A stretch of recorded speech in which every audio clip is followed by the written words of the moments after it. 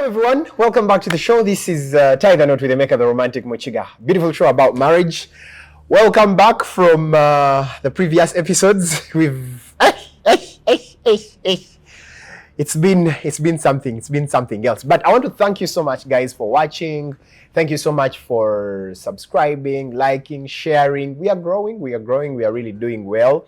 And I would like to thank everyone who comes and comments and leaves a comment, Bambi. You guys, you keep on encouraging me. You keep on encouraging me to keep going. And the other thing is, to those of you who give advice, thank you so much for the advice.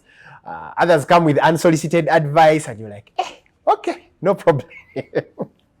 But thank you so much. Regardless, I really thank you guys. So today on the show, I have a beautiful couple and we're going to be discussing something to do with parenting. Parenting a child with special needs and dealing with the loss of a child who has special needs. So to the parents out there, I know there are like 3-4 people who have come to my DMs and they're like, hey, Emeka, we want you to come and address an issue of parenting children with special needs. We cannot come and share, but if you could find a couple, finally God answered the prayer, and I have a couple. So ladies and gentlemen, joining me today is Mr and Mrs is it Dibele? Dibele. Is it French? Yeah. You're French? No. Yeah. Bonjour. Bonjour. Bonjour. Comment ça va? Ça va bien.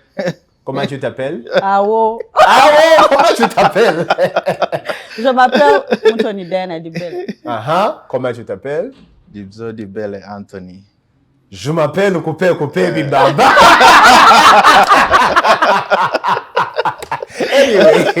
Anyway, guys, Anthony and Diana, good to have you on the show. Thank you. Good to be here. Yeah. And I understand we pray from the same church. Yeah. We were having a discussion off camera, and I really loved it. Yeah. I'd like to really engage with you guys more. And how long have you been married?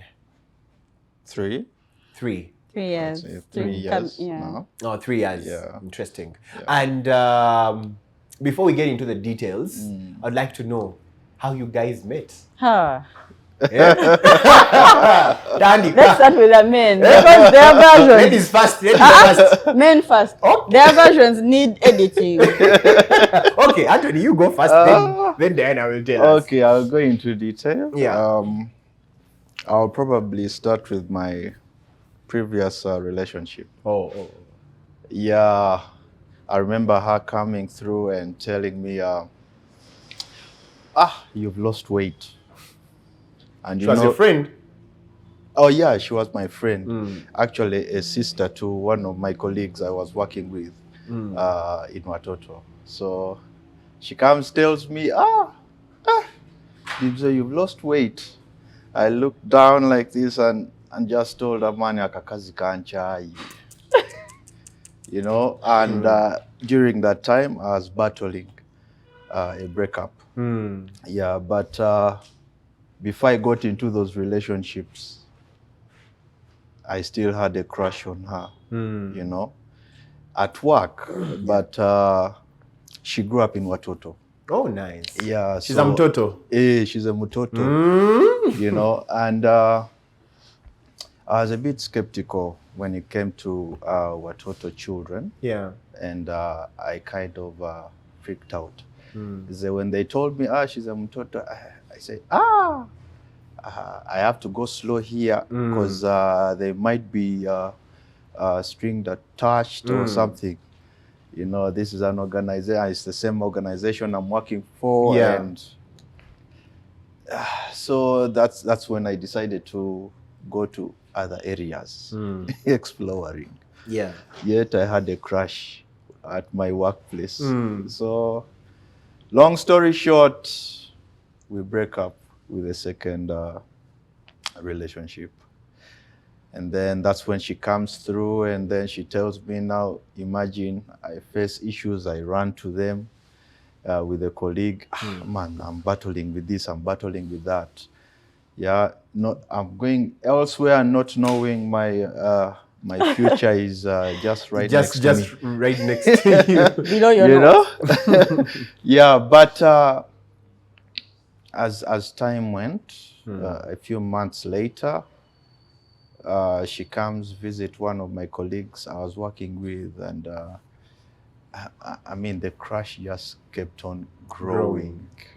You know, I looked at her and I'm like, God, this one I want.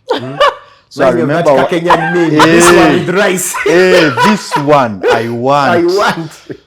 So I remember one time, I think it was COVID season, starting COVID season. Yeah, she came to visit one of my colleagues, and then she went out. She was with the daughter. Yeah. Then I looked at her like this, and I remember very well, clearly, I ran into my room, knelt down, and prayed. And I asked God, I want Diana. This is what I want. Clearly. And I asked God, if she's your will for me, speak to her. Because I was a bit afraid, you know? Yeah. So the next day, I think it was a Monday or Tuesday. The next day, and I remember, still I was home. We didn't work because it was during COVID season. I went back to my room, knelt down, prayed again, and I took a step. I said, I'm going to make a call. But Lord, give me the words to speak, because I don't have them, but I want to. So before that call, after that prayer, I got my phone, called her. My goodness. It was short, it was brief, and promising, I would say. What did you say? I was just introducing myself, as if she didn't know me, you know. She had my number, definitely, but I told her, hi Diana, this is Dibzo. She said, I have your number. So she's kind of jolly and casual when she's speaking. And I said, I just called to say hello. Because remember, most of the time I was sending messages, and sometimes she'll respond and sometimes she won't, you know, just bringing her closer, you know. So, and then she started, interesting. And moreover, it was the first call, you know. You've called to say hello. I think she was also like, Chokal. Then she started saying, hey, can't I call a friend to say hello? That's all. So it was that brief. Yeah. Yeah. But I'm telling you, by the time I hung up, I was boiling. You were like, my heart was pumping, you know, shaking. I'm like, okay, that's a good start. Probably I'll try later in the evening and see how it goes, you know. So I think after like 2 days, I actually freaked out that day to call back. So after 2 days, I think they get in touch with a friend, a colleague, and then they discuss about certain issues that are discreet to them. So my name comes up. So all of a sudden I see, when I send a message, she responds. And I'm like, okay, God, you're working wonders. Exceedingly abundantly. You know? So I was excited. I'm like, okay, now let me call, because the response was promising. Was promising. So that's when I started calling. And then after the third call, she was straightforward, no joking around. I told her, these are my intentions. The truth is I like you. Huh? I was in an interview. Let me tell you, what Toto girls can interview? And went through that. But the most common question I remember up to, what do you want? Allah. Shay. Now I started freaking out. I'm shaking, and then I told her, I want you. That's all. I want you. And she started asking me, what are your intentions? She's asking me about vision, dream, what? And I'm like, wait, where is that coming from? I just said, I want you. We can actually meet and talk. And she was a bit reserved when it came to meeting. So we didn't meet immediately. And I told her, you know what? Those are my thoughts. And I like that you're not trying to impress me. That's how I feel. I can't deny that fact, okay? So she said, oh, okay. She didn't give me any response. She said, okay, that's good. And that was it. So I was there anxious, like, okay, what's going on, you know? Then I informed the sister, yeah, from Watoto. Yeah, she's called Prosi. So I said, yeah, she's a good girl. She's friendly, and I could see that. Say yes, but I wanted things to run fast. You know, I want a response. I want us to meet. So that's how the conversations started with her. So before you know it, we start dating, but we were not dating from the village. He said no. That is like 6 months later, in 2021. Yeah. So we started in 2022, 2021. We started going out. Yeah, and then, of course, here we are. Then you got married, and so the details. His version is actually good. He did not leave out any details. No. I think for me, the first time I met him was 2015. What was I just finished campus, and I was volunteering with Watoto. So he comes with, you know, his supervisor then. I think they were taking him around to, you know, meet different departments and what. So when he comes, my first, let me say it on camera, my first thoughts about him, when he left, I was like, let me say it in Luganda, because I said it in Luganda, I said, Chigaye chaka china malala. So when I say I'm like, Chigaye chaka, because he's not very, he doesn't talk a lot unless you know him really. But you know, he's hello, what, but you will not find him there. Yeah, being yeah. So I looked at him and felt like this guy must be very proud. So that was the first statement I made about him. So eventually we moved to the same workspace and sit almost in the same place. Yeah, I would say hello, hi. Yeah, for years. There's nothing really serious. But he worked, like you said, he was working with Percy, who was very, very close to me. Percy and I had been friends from P2. Yeah. So we know each other so deeply. So when it got to that time where he said, I started replying his messages and what, Percy one time calls me and asks me, is Dibzo, his other name is Dibzo, that's what most people know. So he's like, does Dibzo text you? I'm like, I told her, yeah, he does. So she's like, do you respond? I'm like, when I want, I do, but whenever I want, I do. So she's like, I think that guy likes you. I'm like, okay.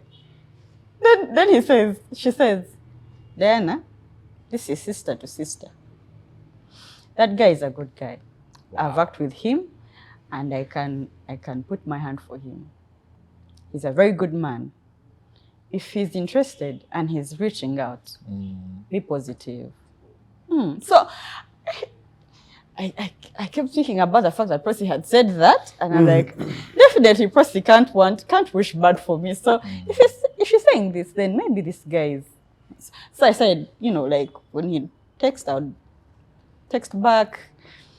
But also, I was in a season where I honestly didn't want to know. I wasn't looking to date or anything. I was just in like a season where I had had enough. You've had it. Yeah, I had it. I just wanted to work, make money, and eat my money and be happy. So at a point he came in, I wasn't looking. I wasn't actively looking to be in a relationship. So that's why I was not forthcoming, really. Yeah. But I'm glad I did. I'm glad Percy reached out, and here we are. Interesting. Here we are. And so, for how long did you date before you got married? I would say 2 years. Yeah, like 2 years. Oh. Yeah, but it was very discreet. Most people didn't know. Oh, they didn't know it was secret dating. Yeah. Yeah. By the time they got to know, I think that period of counseling. We're doing counseling. Yeah. Wow. Yeah. Wow. Which year was that? You started dating in 2021? In 2020. 2020, COVID. Then 2021, going into 2022. All right. Yeah. So now, popping the big question. How did that come up? Popping the big question of, man, I want to marry you. It's very interesting because in our period of dating, she was a very hard person to surprise. Very inquisitive. You still? Yeah. Still very hard to say. Very inquisitive. She'll ask very many questions, and then popping that question, I had to make a grand entrance into this relationship, marriage issue. Yeah, so the details. I plan. There's a friend of mine, he's a brother, called Herbert. So I just give him a call. He gives me some ideas. He tells me, Oba, we go at the traffic lights and just stop, discuss with the Afandes, and I say, no, that is too much. This one wants things simple. So she says, okay, you know what? I'll give you support in any way. Just come up with a plan. So I had to do things solo, not let anyone know where we stay at the village. So the first plan was to go to a certain cafe, Java's. That is for breakfast. I planned for the entire day. So in the morning, we wake up, freshen up, and then go for breakfast. After breakfast, we go somewhere, visit, take her somewhere for, take a walk or something, and then go for lunch. Yeah. And then after lunch, we move somewhere again, or a movie or something, and then end up with dinner, and then pop the question. So I had planned in that manner. So I gave it to my friend. My friend works with a logistics company. So he says, you know what? Let me even get you a car. I said, that is it. The guy gets me a car, puts fuel, said, this is a big day for you, my brother. He gets me a Range Rover. I get the Range Rover. It's kind of specific. I say, I want a Range Rover because she loves Range Rovers. So I say, she's talked about them. So I get a Range Rover. Early in the morning, I go back to the village, park it, call her, wait. She comes thinking we are going to a taxi. To her surprise. You enter a Range Rover. And she looks at it. Once like this, goes... The second time, hey, is this really Dibzo? She starts smiling. I say, come on, welcome. Open the door, she gets in. We proceed. It was her birthday. Wow. So the intention of doing it on her birthday is not to raise that suspicion. Because on any other day, so here it was like I'm taking her on a date for her birthday. So we go have breakfast at Java's. Then there we have some time, finish with our breakfast, then we proceed to Munyonyo, go horse riding. It was her first time. She loved it, right? That's what you told me. Yeah, so excited. Meanwhile, I'm making calls. Now, the day before, I went to, I've forgotten that Leisure place. Leisure 2 in Kabala. It's Kansanga. No? Kabalagala. I think it's Kabalagala. Yeah, it's Kabalagala. Yeah. Is it Kabalagala or something? Yeah, it's Kabalagala. Planned for the cake, then left them with the engagement rings, I told them what I wanted to see. It would come as a dessert.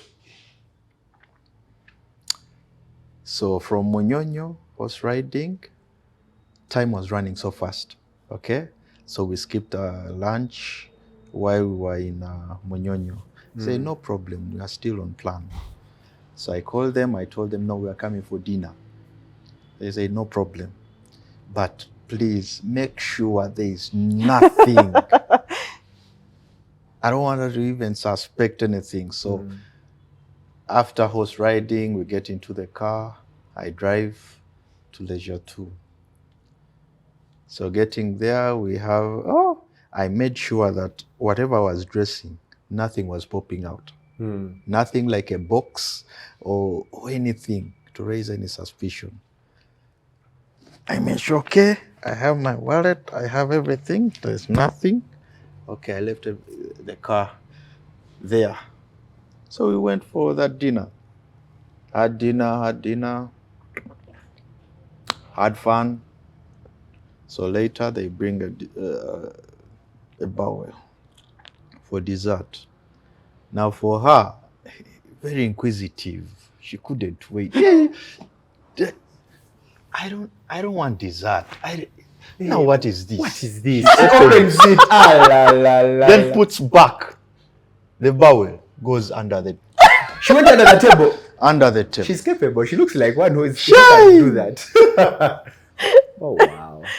When she went under the table, I just got my phone, gave it to a couple that was next. They were very excited. Say, whoa, what's going on? You told them to record, eh? So they realized.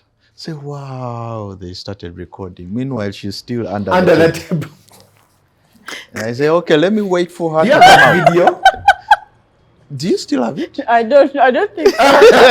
Even if you have it, there's no way you can give us that. If I had it, I would share it, but I don't. Yeah, so I was calm, laughing. The couple was laughing. Say, that's amazing, so romantic, and blah, blah. And say, yeah. Okay, opened it. I stood up properly, went on my knee. Meanwhile, she was laughing under the shying all over the place and crying. I was feeling stupid. Oh, wow. And how couldn't I see this? You don't have to. It's okay, So I popped the question. She said yes. Yes, while crying and laughing at the same time. That was amazing. Interesting. Yeah, so we hugged each other, pecked each other. The couple started clapping. Wow. And people who are close started clapping. And that's how I popped it. It was amazing. Kale, you see it? Kale, you see it? Let me tell you, there's something about women. It's like we always know. That something is going to happen. Yes. That morning, I texted one of my sister's patients and I told her, I might come back engaged today. Honest, I can't even explain why and how, but I felt like it was going to happen. So I was suspicious the whole day. I kept looking. Even when he stood up, I checked the car. I said, "You saw it." But by the time we went for dinner, I had allowed. I said, you know what, maybe it's not today. So by the time it came, I had switched off. Like, no, it's not happening. He managed you. Then it happened. Yeah, that's the only time I've been surprised. Really? Is there another one? I don't know. I think so. That's the only time. Interesting. Then the wedding happens. When did the wedding happen? 4th March 2022. 2022. Yeah. Interesting. All right. So marriage happens. Yeah. Marriage happens. How many children? We have 3. You have. Oh, sorry. I keep. No, it's okay. Sorry, I keep saying 3, but one day I'll get used to saying 2. Yeah. So now we have 2. You have 2. Yes. All right.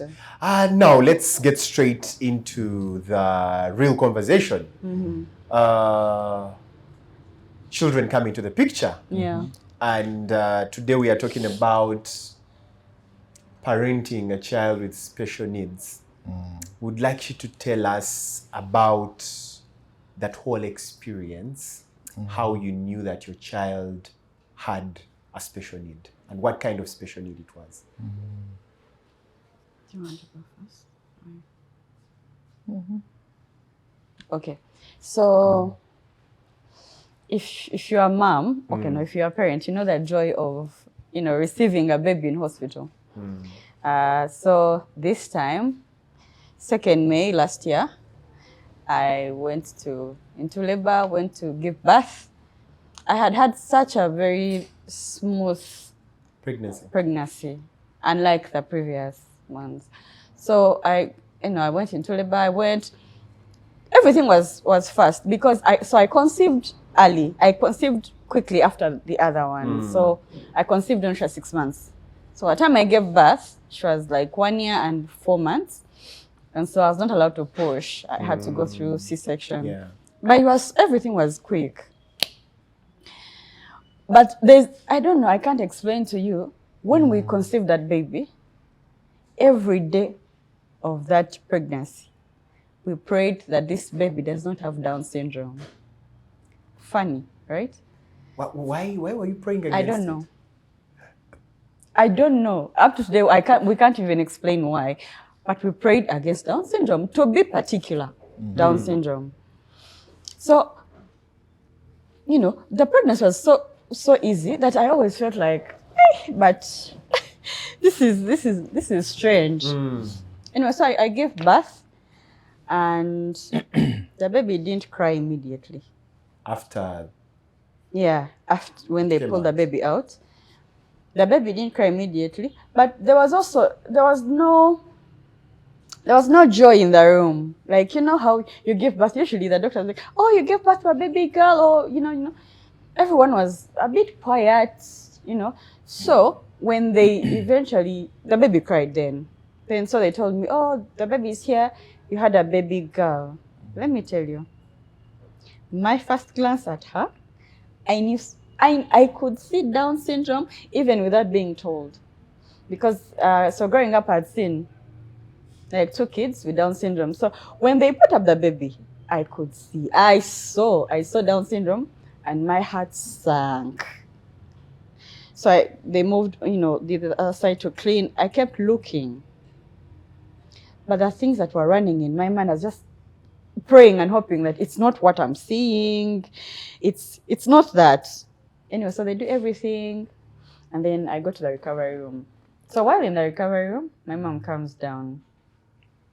And when she comes down, he had stayed up, I think, with the baby. So when mom comes, I tell her, Mommy, I think my baby has Down syndrome.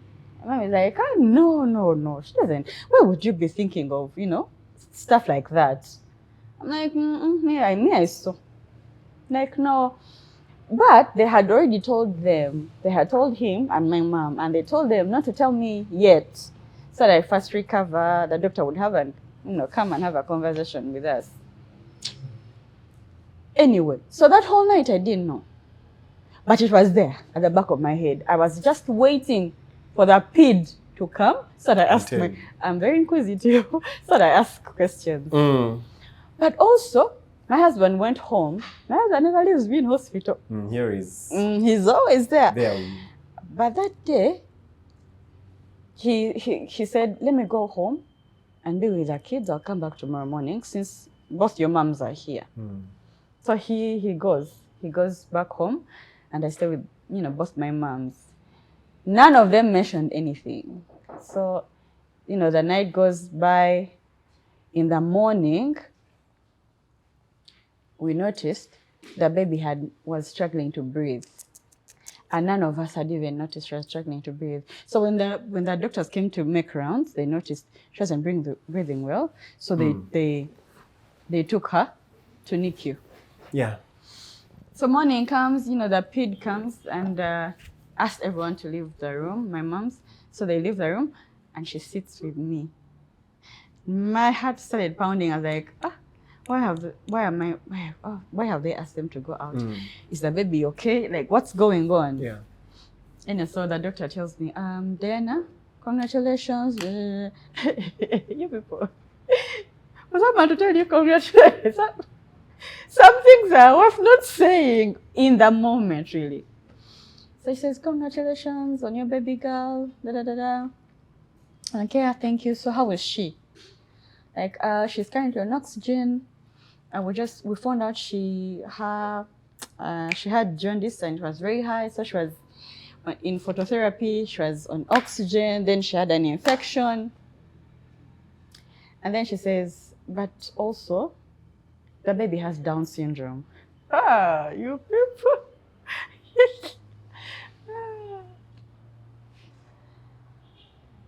There's pain that you can't explain. In that moment, let me tell you, honestly, I said so many things. I said things. And I repented after. I said, Lord, let me just say everything I feel now. I said so many things. I was like, God, why? Why? We prayed, particularly for this one. Then you give it to us. I thought you hear prayer. I said so many things. Then I was like, so why didn't I have a miscarriage? And, deal with a miscarriage and just know there was so much going on in my mind. Already I was thinking about her future. In a split second, I was already thinking, this kid is going to grow up. How is she going to be like? How are we going to... Anyway, I cried. I don't think I've cried like that in my life. Even when, tears, there was not... I got to a point where there was no sound, not like I was screaming or anything. I was just crying silently. But even when I was not crying, tears were just flowing. I was so scared of the baby. Remember, I just had C-section. I had to go like a floor below to, breastfeed and what. Breast milk was also not coming. I was scared of my own child. It was messy. It was messy. So my moms let me be. They really let me be. I cried, And then later on that day, my mom told me, Diana, I can't be in your shoes. I don't know what you're feeling. I don't understand it because I've not been there before, but I know you're in pain. But as your mom, I'm going to ask you for a favor. She said, when they broke the news to us, your husband cried saying, my wife. She wasn't crying about the baby. She was crying. He wasn't crying about the baby. He was crying saying, my wife, my wife, my wife. And she said, your husband seems very concerned about you and your mental well-being. He said, I know it's painful, but please find strength in there and put yourself together for him. For him, yeah. So that when he comes, he doesn't find you like this. Because if he finds you like this, he might not recover from it. I said, okay. I stood up, went to the bathroom, wiped my tears, and told myself, it's going to be okay. Got up, went to the NICU, told them, can I have the baby? I got the baby, I cried. I can't lie that I stopped crying. The tears kept coming. So eventually he came. Yeah. So when he came, I told him, I'm crying, but I'm not crying because things won't be okay. It's just I'm in pain, but I know things will be okay. I just need to get this phase right. But I'm fine. Like I needed him to know I'm sober. I'm okay. He said, oh, okay. So he held me. We cried together. Wow. He hugged me. We cried, and yeah. Just to take you back to the doctors. Yeah. Of course, that time there's a lot of anxiety. If you're a man, yeah, they are going for C-section. I'm freaking out. I can't sit, moving up and about. So, finally, a few minutes later, they tell me. I see one of the nurses coming out without a smile, though, and I ask, hey, what's going on? Are they okay? It's definitely. They are, the child is okay, and your wife is okay. So I say, okay. So what's going on? Are they coming out anytime soon? No. You want to see the child? Say, yes, you come and see your baby. So I go with the nurse, and boom, shows me the baby. And I ask her, are you sure this is my baby? And she tells me, yeah, is there anything wrong? Well, no. Okay. I stared at the baby. You know, there are those features of a Down syndrome child. You know, the slit eyes, you know, and yeah, there's a lot of flesh, you know. And I'll be honest, the baby looked, sorry to use the word ugly, it was overwhelming.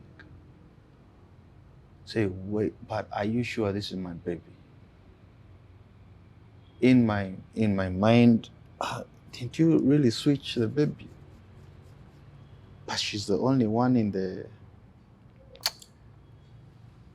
there for that surgery, and I'm like, okay, you know what? And she's on oxygen. I'm like, so what is that? And they tell me, she wasn't breathing so well. So I say, wow. I sat there all that time waiting for the ped to come. So when the ped came, looked at me and asked me, are you okay? Is everything okay? And I asked her, why are you asking me? Is there anything you want to tell me?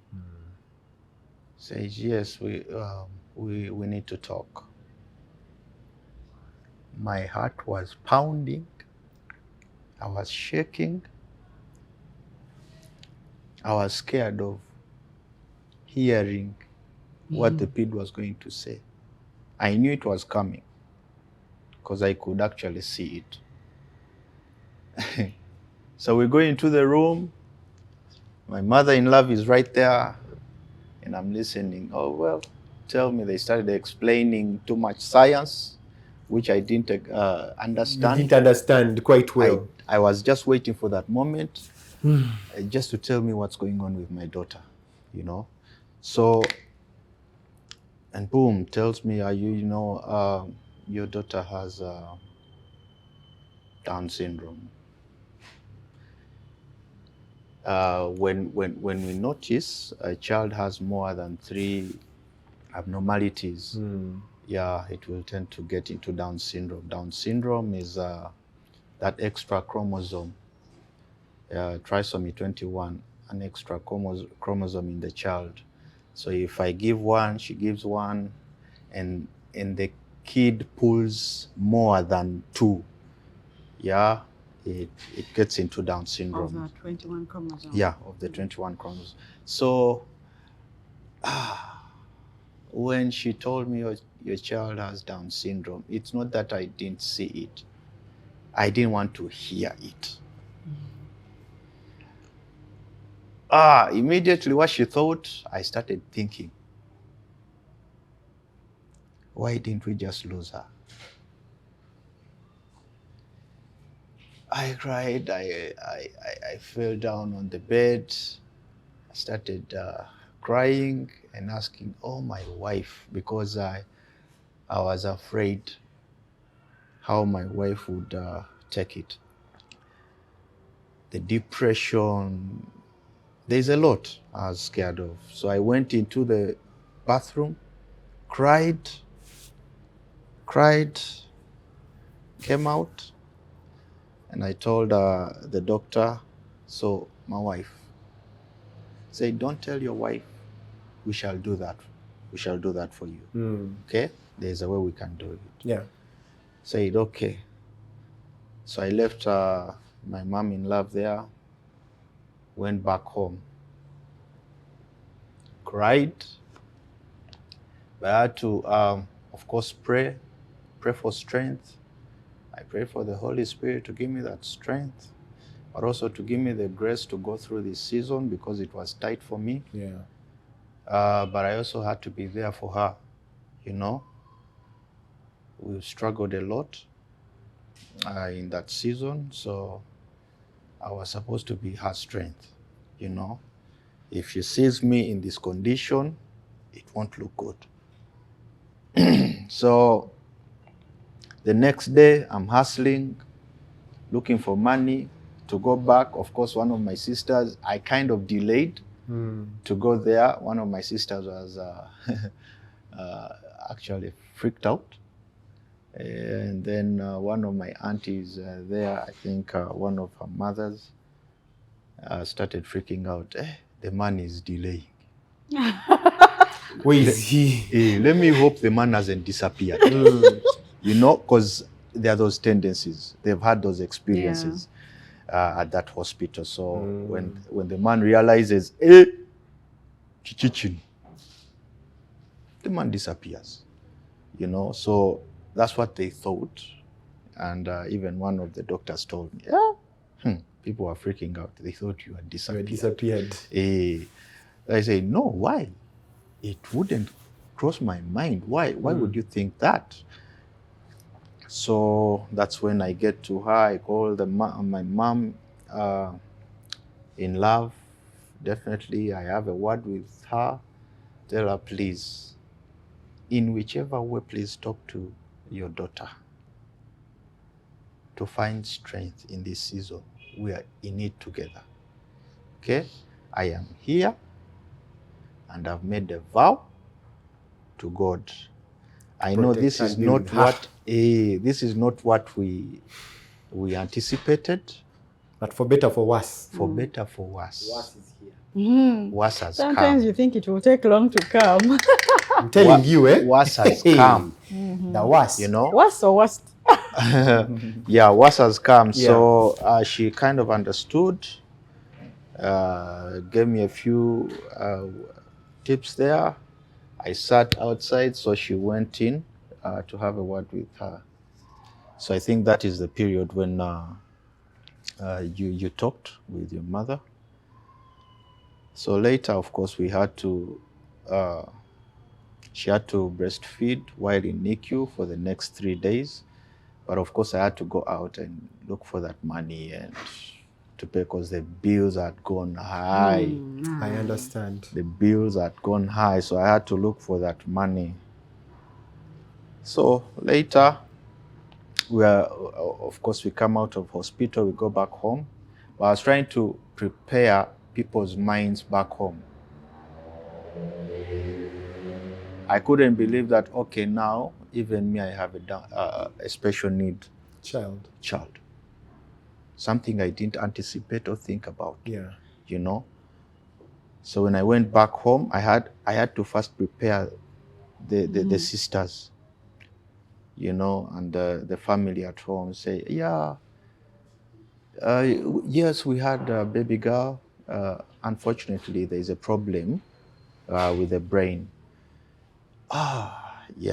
So And then even my colleagues, just to prepare them. So, of course, I was freaking out about work, what people are going to talk about, what people are going to think. I know. You know, things that are going to be attached to this child, or probably God is punishing you for something. And I'm like, oh, no, everything happens for a reason, you know. And I've always prayed and believed nothing comes out of the blue. Yeah, no detail is too small. There is a reason for everything. But also I always believed, there must be something wrong about the situation, but I believe there's something good that is going to come out of it. Yeah, absolutely. Because I know the God we serve. He's a very big God. I know the God we serve.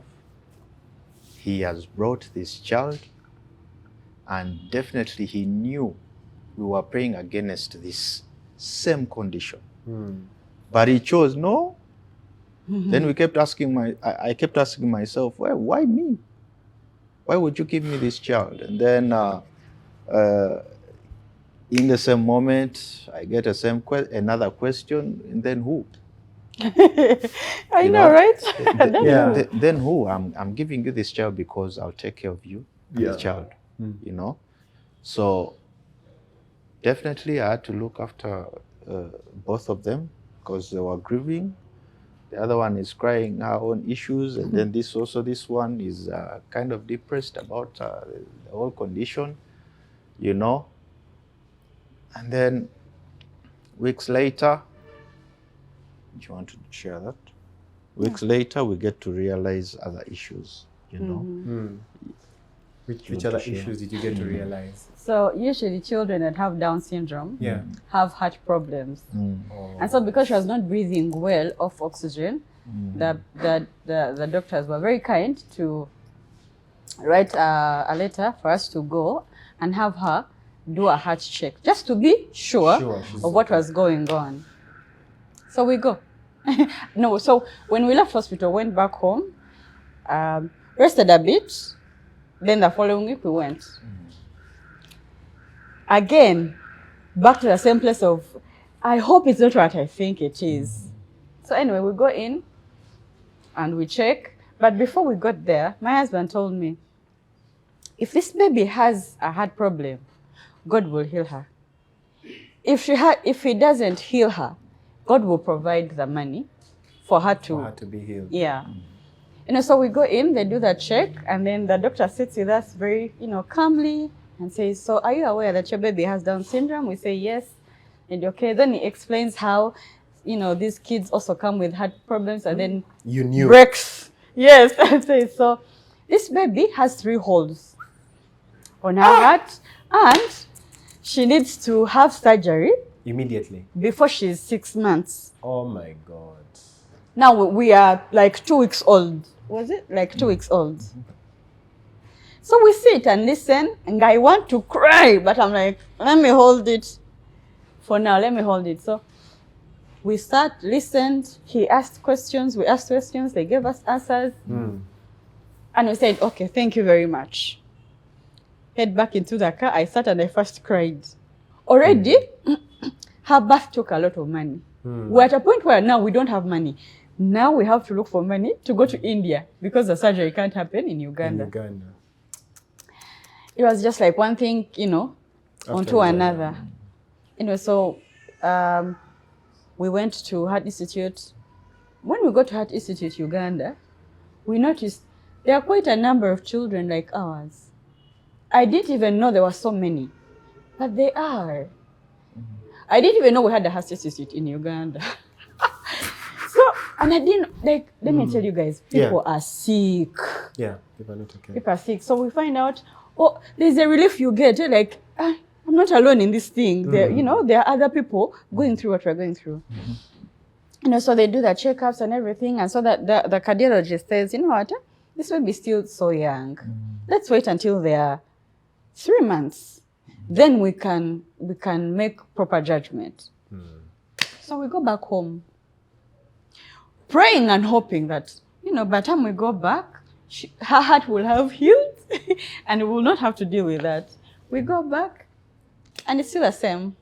And now she had pulmonary pressure, which also makes the surgery and everything else difficult.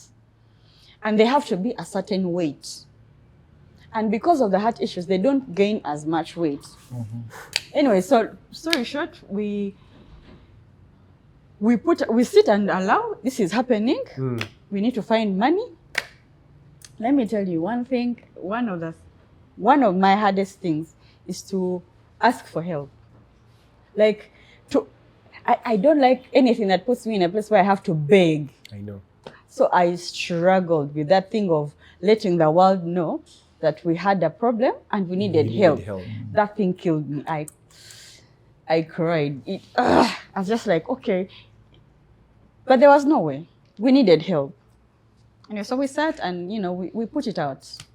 And to say that Ugandans are generous is an understatement. Trust me, Ugandans are very generous. Let me tell you, up to today, I look back and I'm like, what happened? People, till today, there are people we don't know, but people sent us money. We don't know where they're from, we don't know who they are, but people sent us money. People sent us money. Of course, we didn't hit the target for the surgery, but God had his other plans. So in that time, we met someone else who also contributed and, you know, everything was covered. Wow. But let me tell you, when I came to my senses and I allowed everything that was happening, every time I held that baby, I would say, this is my I would say it in Luganda, no mwana wange wa mukisa. I said, this child is a blessing and something good will come out of, you know, what's happening right now. So eventually I got to India. Now, both of us could not go. First of all, those are expenses. So someone had to stay home. So he stayed home with the other kids. I went with, you know, the baby in India. You people, when you meet a mom, where's the camera? This one.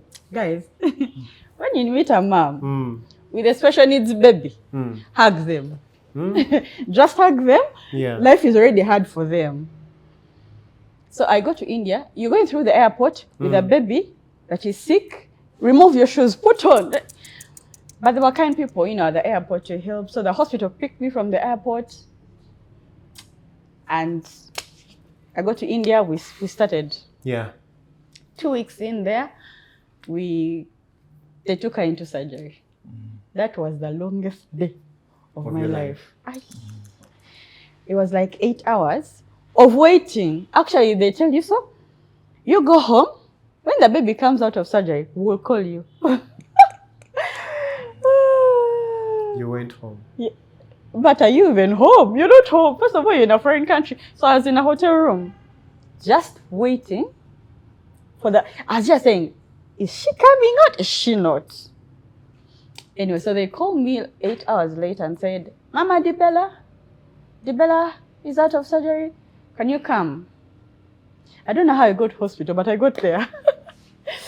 I got there, so I go to ICU. And now I can say because it's over. Let me tell you, when I saw my baby, I saw a dead body. Because I saw this small human being with machines running from her head to her toes. And with eyes, you know, locked and sealed. The only hope I had that this baby was alive is that she was on a ventilator, so her heart seemed to be pumping. That's the only hope I had, that she's alive. But nothing else. Nothing proved that she could. I stood, looked at her. I didn't know what to do. And you know what's funny? This whole time I'm not crying. Like, from the time I made up my mind this is happening, I stopped crying. So I'm there not crying. One, I'm emotionally drained. I'm alone in a foreign country. I don't know anyone. Even when things are happening, I can't call my husband because I'm going to put him on pressure. He's going to start worrying, yet he can't even come. So there are so many things that were happening, I'll just swallow. So he would ask me, how are you doing? I'm like, I'm fine. How is the baby? The baby is improving. Then are we improving? Anyway, I think 3-4 days later, she woke up. Held her, but still woke up, but she can't do anything. She would just like look at you, go back. How old was she by then? 5 months. So we were in ICU for 2 weeks. No. More than 2 weeks. It was 2 months? A month. Then we moved to high intensive something. And guys, while we were in that room, at this point, the baby hadn't even recognized me, that I'm the mother, I'm here. Now, first of all, we were not allowed to sleep there. Unless your baby is crying, you have to sleep there, sit the whole night. So mine, because mine was too young, they were always sleeping. So I'd come in the morning, go out have a break, come back, see her, then leave.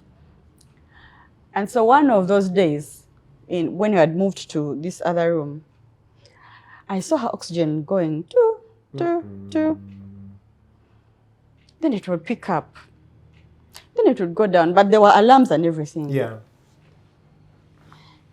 I wanted to go out get something to eat. First of all, I was not eating. So this time I said, I was so hungry. I said, let me just go get juice, drink, come back. Then my heart is shaking. I'm like, and something happened. Something happens to my child. Anyway, so I go. When I came back, so the doors were glass. You can see from outside. I stood and they told me, don't come in, stay there. I stood on the glass and I saw all the doctors around my daughter. In my head, I said, Chwede. I cried. I just knelt there. I said, Lord, you brought us here for this. You brought me to India to take back a dead baby. I stood there and no one is even coming. You know, in Uganda, Ugandans are very kind people, you guys. You would cry and people will come to your rest to just come and find out, are you okay? I was crying alone. And eventually they leave and I enter. No one is explaining anything to me. I just sat on my baby's bed and I started crying. Because now we had gone back. Now she was again on ventilator and what. Anyway, eventually, by God's grace, we make it through. They discharge us. We go back to the hotel. So you stay there for like a week as they figure out, is the baby really fine? So she picks up and they discharge us and we come back home. Were the holes covered? Were the holes covered in the heart? Yes, the surgery was successful. Everything was good. She was starting to pick up. Now she could notice me and smile and what? The joy. Yes, the joy. So when that scenario happened, I didn't tell him. So he calls me and says, Han, are you okay? My eyes are red. I pretend like I'd been sleeping. So I told him, I've been sleeping, but let me call you back later. Let me just catch some sleep. Am I catching sleep? I'm just pretending so that he doesn't know what's really happening. I told him like a week later when everything now was fine. Yeah, so we come back. We come back home, go to the airport, and she was breathing heavily. Her temperature was going up. I noticed something is wrong. So I tell him, you know what? Let's go straight to hospital. Let's not go home. Let's go straight to hospital. So we drove. We got there.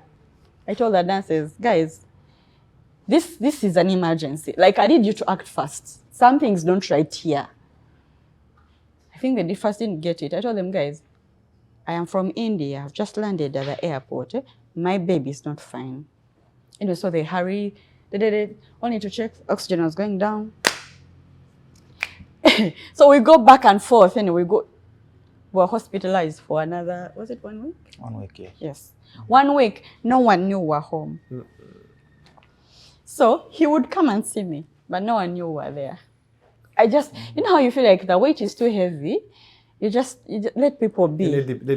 Yeah. Let people be. Let's carry this. It's ours. So we go through that. She recovers. Now we go home. That was in December. We go home. She picks up. She's doing well. She's feeding well. She's smiling and playing. And then we go see mom for Christmas. Come back. Then after Christmas, I think 27th around there, one of her sisters gets what was it? gets an infection, cough, flu. So we take both of them. We take both of them to hospital, to check. So they check and they say, hey, this older one is really badly off. They wanted to admit her. I told them, guys, I can't be here with a baby. So give us medicine, we'll be coming back every day. But this other one was fine. Kumbe, I think she had pneumonia, but it wasn't showing. The firstborn, eh? No, the second born. Oh God! Oh God! Now pneumonia. Yes. So the second one was really sick. Now but they checked all of them, and so the second born was really sick, and the baby seemed fine. They checked and there was nothing showing. Kumbe, she had pneumonia, but it wasn't showing. It wasn't showing. Yeah. My God. We go home, and take 2 days, 29th, she seems like a temperature. I gave her medicine. She stabilizes. So on 30th, we're like, no, let's go. Let's take her back, and they check. Things might not be, going well. Mambi, we go. And that was it. We did come back home. She was crying. That was it. So we went. We got hospital. She started crying. She cried. That is the loudest I had heard her cry. It was so loud. It traumatized me. I just stood up and first went out. But what kind of cries? I'd never had her cry that loud. She was in pain. They did everything they could. The baby kept crying louder. It got louder. It got louder. We went to ICU. The doctor said, you know what, let's put this baby to sleep. She's in so much pain. Let's first put her to sleep. Then, when her body, relaxes, we can check what's going on. They put the ventilator. The kid didn't respond. Eh? The sleep refused. Even the ventilator couldn't help. Because then they're supposed to pick up. Nothing. Things just kept on the same level. Started dropping. Now, for me, I had seen the worst. My husband had not seen the worst. His had not. So he kept coming in and out. For me, I was there the whole time. I asked the doctor, what is the worst that can happen? Like, what's the worst? Then the doctor said, she can die. I said, okay, keep doing what you're doing. They did everything they could. She didn't pick up. What's that? Resuscitated? Yes, many times. She just wasn't picking up. So they did scans and everything, and she was in heart failure. So her liver had come down. Oh, God. And there was no oxygen going to the brain. Already now she had gotten even, more brain damage. Things were not looking nice. And so the doctor said, we'll keep doing our best. But we don't know. You do know how you feel like they've cut you from... I could not feel my lower part of the body. Then he was telling me, I can't feel my legs. So him was scared. So the doctor was gracious enough to go out. So for him, he told me, you know what? This is it. Now, we had to watch her go. So he went out, talked to him, explained everything. So he came. He came in knowing what was happening. Me, I had allowed. We stood there and gave thanks to God for the beautiful 7 months we had been with this baby. We allowed that God gives and God takes away. And we watched the ventilator go. Then it's got into 10. Now, like 10, 9, 8, 6, 5, 4. Nenga, we can't feel our bodies. Until it went flat. Wait, you watched your baby die? Yeah. Until it went. Oh, God. And everything went silent. The nurses the people were concerned, they were crying, and I was there. You guys, if you're born again, you'll understand that when you're going through very hard situations like those, there's a grace God can give you even you don't know. There's peace. There's peace that the Holy Spirit gives you. There's just strength that God gives you. Yeah. I've been there. Normally, you would have fallen apart. There's a way God just holds you together. Gives you supernatural strength for a season. You guys, I look back and I'm like, but that strength, that courage, that boldness, that faith, it took God. And now, when we talk about the small detail that we can't forget, the name. The name. The name. What name had you given her? She was called Faith. But in the 7 months, she served her purpose. Yeah.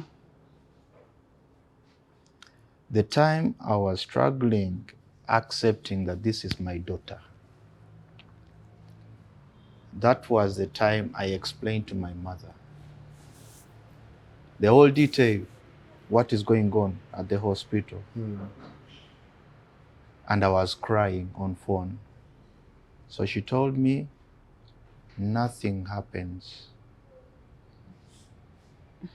and it doesn't have a purpose. It's not a mistake. That baby will be called Faith. Let me say that. About that name, when I was pregnant, every time I've been pregnant, I get dreams of the baby I'm going to have and the name. So this time I had a dream that baby's name is Faith. But I forgot about the dream. So while we were in hospital, we were trying to give the baby names. We gave her a middle name. It wasn't. Which middle name was that? It was a Kinyarwanda name. I've forgotten what it was. So while we were in that, thing of, he sends me a message that the mom had sent, that baby's name is Faith, a screenshot. I remembered that God had told me this baby's name is Faith, and everything made sense. Kwizera. Yes. God, in the dream, it was in Kinyarwanda, Kwizera, which is really faith. So when my mom-in-law said that, everything came back, and I told him, do you remember that God told us this baby's name was Faith? But to tell you that that baby shook our faith and grew our faith, it really did. Everything connected. Yeah, everything. From the time of the delivery, all the detail. God was trying to teach us something. God was trying to show us something. I remember even praying to him. I said, please don't let that child die in India. I'm already strained financially. Yeah, but the people we met in that season, friends, well-wishers, generous people, the way God brought monies from people or through people to take her to India was really amazing. It just kept my faith growing each day, because I didn't even see it anywhere. We would raise $20,000 towards that. While people were generous enough to give us small monies, big sums of monies, we reached halfway. And then the connection, really, how God does his things, we can't really know. Through my friend, remember the friend who gave me a Range Rover? Yeah. That brother. Gets well acquainted with the colleague of his. And then through him, I get to know that lady. She's called Lindsay. We go meet. And after that first meeting, the friend did his purpose to get us to meet with her. So after then, and then I call her, then they meet with that friend. Then in the moment I get out of the picture. So all of a sudden they become sisters. Yeah. That lady. Sorry. So it's the same lady. We explain into detail all that story, and then, oh wow, do you know that I have a child with Down syndrome? Yeah. Fortunately, the child didn't have that condition, And then, long story short, they meet, and then. So we meet. That lady became like a sister. She understood all my pains. Also, she had worked with kids who had problems. So she was well, acquainted with all this, information and everything. So she told me, it's the first time we're meeting, but if you need help, tell me. Like if you need to make a decision on something, let me know. So I was always asking her, what do I do? This, that. We became so close. She became my sister. So while I was in India, she's the one I was talking to. She's a nurse. Yeah. So she knows quite so many things. Yeah. So when they had always wanted, because of, they know the stigma around Down syndrome is serious. It's very serious. And I'll tell you, because we have experienced it, but we've also talked to people that have experienced it. So she knew what it is like to have a child with Down syndrome in Uganda and the limitations that come with that. So her and the husband had always wanted to do something for the Down syndrome community in Kampala. So when we met, she told me, when I met you, I knew it was time to start. Wow. So she, at the start of this year, she asked me to join her and let's do something for the Down syndrome community in Kampala. So we started an organization. It's called Upasuaji Down Syndrome Center, Kampala. Yeah, we're located in Mengo on Sentema Road. And I know the challenges of having a special needs child, particularly Down syndrome. So recently, we had a meetup with some of the moms at our place, and we were just talking, having conversations, and they were saying how you go to hospital and your child needs help, and they tell you yours can wait. We have a normal child who needs help. These ones are quick. That one can wait. Like you can. The discrimination they face. You can wait. Yours can wait. It's like for them, they are not full children. It hurts. It's very painful. Already you're going through pain, and then you go to hospitals where you're treated like you don't matter. Your child doesn't matter. They can wait. Schools, social life, like everywhere, and yet they don't know where to run to. Like, how do we make our concerns known so that we are given help? But also most of them, the doctors don't know. They don't know about Down syndrome. So the mother will give birth and be there. The child has a problem, but they don't know because the doctors are not informed. Yeah. So we said, what can we do for this category of people? And so we're here as Down Syndrome Center. We're here to help moms. Moms, we understand the uniqueness of your journey. So we want you to come and let's talk. We want to give you a space where we can freely discuss things concerning Down syndrome so that you're able to take care of yourself, but also take care of your family. Because for me, I believe that if you take care of the parents, then they're able to take care of the child. Yeah. So we envision a Down Syndrome Center, we envision a community where our children or even other persons with Down syndrome are not just accepted. Yes, there's accepting them, but do we value them? Do we appreciate the contribution they bring into the society? Because regardless of their intellectual abilities, they contribute to the society. So we have a group of moms, and we want it to get even bigger, where parents sit. You know that if my child has an issue and I raise it, someone has gone before me. They can tell me, do A, B, C, D, F, G. But also, we've, gone around Kampala, looked for schools where our children can be put into and they can be appreciated. Also hospitals where these children can be catered for, because not every doctor understands this Down syndrome, scenario. So we have connections with doctors who have information about Down syndrome and can give you the right treatment for your children. We want to do so many things. We want to advocate for the rights of, children with Down syndrome. We want to educate, doctors and health practitioners. So at our residence, we have a playroom, and we want to start giving occupational therapy, and in case anyone would like to support what we do, we want to purchase equipment like that, so that when our clients come, we can help the children have those classes so that their muscles can stabilize and they can be able to do what they need to do. So just in case anyone wants to get in touch with us first because you need help, please reach us. We're on social media. We're everywhere. We have a website. It's dscea@.com. You get all the information there. But also we have a number. Do you mind? You can read it. Please read it out. It's 0761 958-606. If you call us, someone will be willing to help on the other end. Also, you can feel free to come, just walk, to the space, and let's connect, let's build relationships, and let's see how do we help you be better, but also for your child to be better. And then, sorry? Playroom. Something that is very special to us. Yeah. My boss was kind enough to name that playroom in memory of our daughter. Oh. Yeah.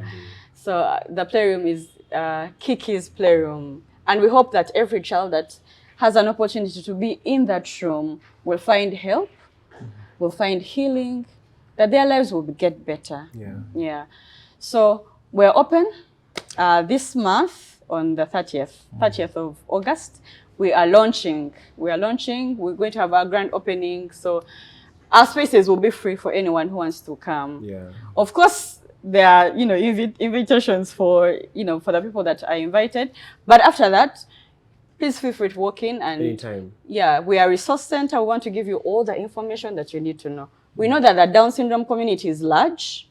So please come. Let's connect and let's build this thing together. You see the detail? I know. She served her purpose. She served her purpose. Kiara launched us into this season. And we are grateful. I know. As you're concluding, how did you cope with her death, both individually and as a family? Oh. Wow. Let me speak individually. And I guess he'll also speak individually. Yeah. For me, I didn't cry immediately. I started crying I think like a month after. After burial. Yes. But every time, I think what has helped me cope really is every time I think about her, because I'm a believer, I know that Kiara is in the arms of Jesus. That's true. She's not in pain. There's nothing wrong with her. She's fully, she's alive. She's alive. And I know it's just a matter of time. When I go to heaven, I will meet my baby. And also to think that because of her, I'm able to help other moms and other children. God is good. If that's the reason for her existence and why God allowed us to be her parents, to God be the glory. Yeah. Now, for me, definitely I know she was prepared. That season in India, me, I wasn't, So her death, honestly, it didn't go well with me. It took me time to accept it, but I also don't forget the goodness of God. I started connecting the dots up to the time she was given an opportunity. Said everything is in play. I just didn't know it, and my faith just kept growing. So slowly by slowly, I got used to it.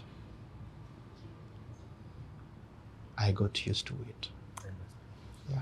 Can I say one last thing? It's very okay. Guys, when you get time, find a good man. Find a good man. Define a good man. A God-fearing man. Say that again. A God-fearing man. We are few. Because in that season, this man could have walked away. Because it's the story for so many. I know. But he stayed. There are days I would have outbursts, cry out of the blue. Every time I had those moments, this man here would hold me and tell me cry. I would cry until I feel like, are you feeling better? I say yes. Like, okay. He would come back the next day. It's like I was always waiting for him to come back from work. Because he understood what I was going through. So I would hold back tears the whole day, go around. But when he came back home, it's like he has told me cry. He would hold me and tell me cry. I'd cry. Then this man prayed. God-fearing. Yeah, I couldn't pray. I was going through, I don't know, so many things. This my husband. Just know. God knew. I needed Mr. Dibele. He's been more than just my husband. He's been my friend. Bless his name. He's my friend. I love him. I love him very much. We love to see that. So you're trying much. to say that in that season, because you see in marriage, there are seasons that come where one of you is spiritually weak, Yes. and one has to stand in the mantle. Yes. So in that season, you were spiritually weak. I couldn't pray. Honestly, every day I woke up and I'd be like, God, I know you're good. Thank you. And there's nothing. I didn't know what else to say. This man. But he stood in the mantle as the leader, This as man the priest prayed. of Yeah. God, the man of God. So when you get time, Yeah? marry a God-fearing man. Marry a God-fearing man. Wow, Yeah. wow. And to all couples out there, let me tell you, we are in seasons in our lives whereby one of you has to stand in the gap. Absolutely. Let me tell you, Absolutely. those seasons are going to come when one of you is spiritually weak. Yes. Both of you cannot be spiritually weak, can't. because if both of you are spiritually weak, that is when the enemy will come and Yeah. attack. Exactly. Yeah. So I'm telling all couples out there, if one of you is spiritually weak, let one of you stand in the gap, In the gap. and Absolutely. pray. Because I'll say this, even the Bible says it, we battle not against flesh and blood, but against principalities, dark powers, dark rulers in the spiritual realm. Absolutely. And I'm telling you guys, the spiritual realm is real. You need to stand in the gap and pray.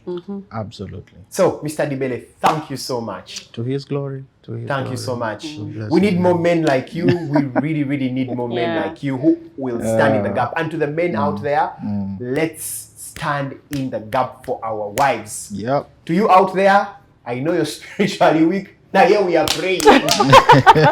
We have to pray. We have to pray. We really must pray. We really must pray. And I appreciate you so much for coming through to share your story. Thank you so much. Thank you so much. May God bless you. May God bless your family. And to the viewers out there, please reach out to them. I know a lot of people are going through this whole scenario of having children with special needs. And in case you have someone you know, please reach out to me. I'll connect you to them. You wanted to say something? Yeah, in conclusion? In conclusion, therefore. Yeah, I think this is from my heart, honestly. Yeah. I work with children in Watoto. Watoto children, yeah. Oh, my church. Yeah. Yeah, they teach us a lot. Children teach a lot. But whenever they share their stories with me, deep down in my heart, I'm actually thinking there is a man who opened their zip. Some irresponsible man. Most of them, I look at them and I say, this is because of us men. You know? Irresponsible man opens their zip, impregnates a certain young lady. Because they cannot manage, they dump the child there. Yeah. The man goes to another woman. And it's because of us men. Yeah. Okay? So they teach me a lot, along with my colleagues. So when I think about those details, we get down on our knees. As men, we are the foundation of our families. Yeah. That's why when I go back to Adam and Eve ate the fruit. It's until Adam ate it that they realized they were naked, because it went to the foundation. The devil is looking for that foundation. Thank you. And that is the man. So if you're not prayerful and you don't have an altar for your family, Thank you. that is a dead family. Thank you. In this life, every successful marriage and every successful business has an altar. It is either of God Or an evil altar. the enemy. Yeah. The only difference and the beauty of our altars as Christians, and there's no condition. From the enemy, it comes with the strings attached. Bloody, mania, get eggs of a virgin. Absolutely. Of a virgin fruit. All those things. All those things. They come with consequences. I know. Okay? Till you sacrifice your children. It's still on us men. Yep. To accept that bit. Thank you. To have a fallen family, honestly, even if you get a wife who is very stubborn, you stand your ground as a man, and that family will still be blessed.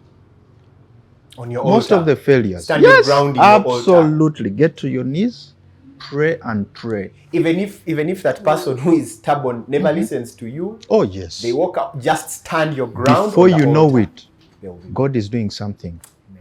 Amen. Amen. And that's how they wake up and say, you know what, I want to come back home. That's how they wake up and say, you know what, I want to get born again. Amen. We don't want to take that detail out. It's important for us men as priests, as the foundation of the family.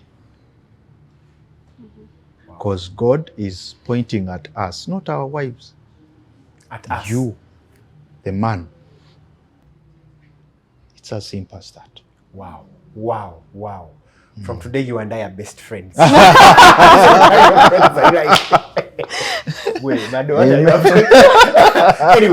wow, that was very, very powerful. That was very powerful. So to the men out there, take charge.